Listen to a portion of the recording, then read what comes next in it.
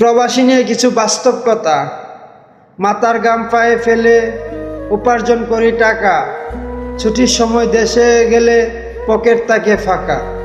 পরিবার দেখে ছোট থেকে বোঝে না তো কেউ, তারা ভাবে টাকা লুকিয়ে রেখেছি, তাই মনে কষ্টের ঢেউ। বছরের পর বছর ঈদ যায়, কিনি না কোনো কিছু, আমার উপার্জনের টাকা শেষ করেছি আমার পরিবারের পিছু। তবুও তাদের পাইনি কমন, পেয়েছি অবহেলা। প্রবাসীরা খুব সরল মনের, তাদের নিয়ে করোনা খেলা। প্রবাসীরও ইচ্ছে জাগে পরিবার নিয়ে বাঁচতে, প্রবাসীরও ইচ্ছে জাগে সবার মতো হাসতে। চোখের পানি নিত্যদিনের সঙ্গী হয়ে থাকে, তোমরা তো সবাই ভালো আছো, মাছে দুধে